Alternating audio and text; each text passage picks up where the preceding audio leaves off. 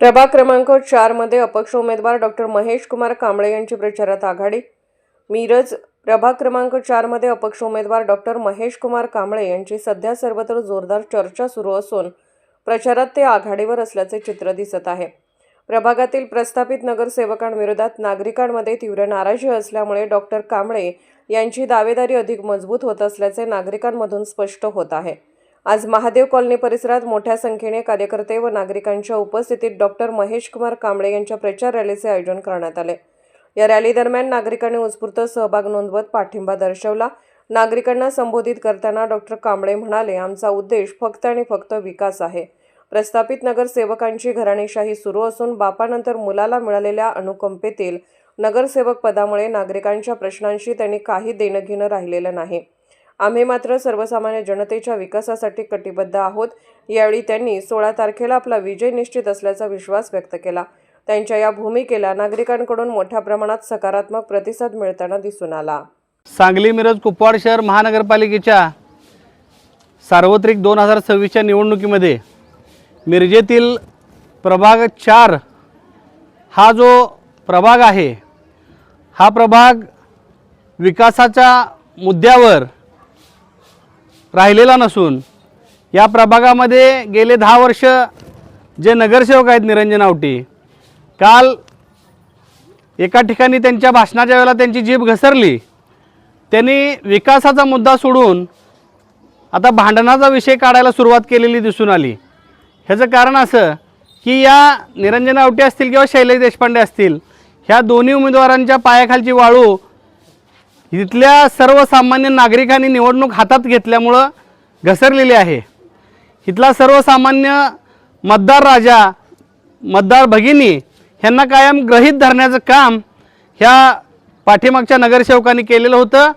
आणि काल निरंजन आवटी भाषणामध्ये सरळ सरळ असं म्हणायला लागले की जर आमच्या वाटेला कोण गेलं तर त्याच्या घरात घुसून मातीत गाडल्याशिवाय राहणार नाही। पण मला एवढंच सांगायचं आहे या प्रभाग 4च्या सर्व मतदार बंधू भगिनींना की आपल्याला प्रभाग 4चा विकास करायचा आहे, प्रभाग 4चा कायापालट करायचा आहे, प्रभाग 4 सुजलाम सुफलाम करायचा आहे। इथल्या नागरिकांना ज्या काही सोयीसुविधा पाहिजेत, पाण्याचा प्रश्न बिकट आहे, अर्ध्या तासाच्या वर पाणी येत नाही। दुसरा विषय ड्रेनेजचा आहे, ड्रेनेज घाई गडबडीत त्यांनी केलं आहे, ड्रेनेजचं पाणी घरात उलटं नागरिकांच्या शिरतं आहे। लाईटचा एखादा बल्ब गेलेला 2-2, 3-3 महिने झालं सांगितलं असलं तरीसुद्धा नगरसेवकांनी दुर्लक्ष केलं नाही, नागरिकांना अंधारात काढावं लागते। म्हणजे स्वच्छतेचे आणि मुद्दे आहेत, घंटागाडीकडे येते की नाही येते ह्याचीसुद्धा चौकशी केली जात नाही। सर्वसामान्य नागरिकाला अपेक्षित असतात ह्या मूलभूत गरजा, पण या मूलभूत गरजांचा विसर ह्या नगरसेवकांना पडला आहे। यांची मक्तेदारी झालेली आहे, ह्यांना यांची मोनोपोली झाल्यासारखं वाटत होतं।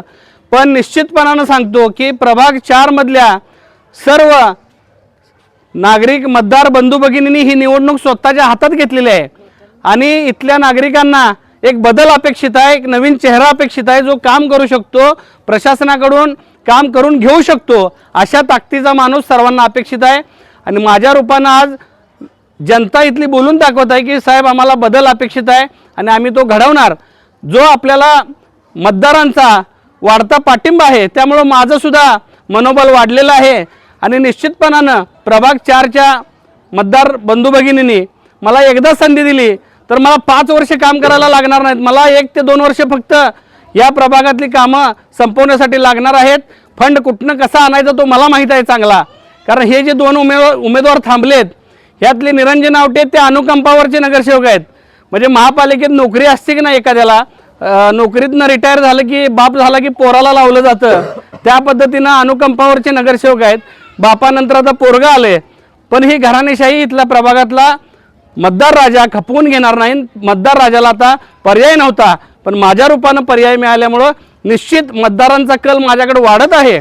आणि निश्चितपणाने या प्रभाग 4च्या निवडणुकीमध्ये आपण इथल्या मतदारांच्या जीवावर जी निवडणूक लढवतोय, मी अपक्ष आहे, माझा कुठला पक्ष नाही, माझा कुठला नेता नाही, माझ्या या प्रभाग 4ची जनता मतदार बंधू भगिनी हेच माझे नेते आहेत, हेच माझा पक्ष आहे। त्यामुळे सर्वांना विनंती करतो की ह्या वेळेला जी संधी आलेली आहे की या प्रभागामध्ये आपल्याला प्रभागाचं रूप बदलायचं आहे। माझ्यासारख्या एका सर्वसामान्य कुटुंबातून आलेल्या परिस्थितीची जाण असणाऱ्या आणि तुमचा विकास करण्याचं धोरण असणाऱ्या सर्वसामान्य उमेदवाराला आपण निवडून द्या.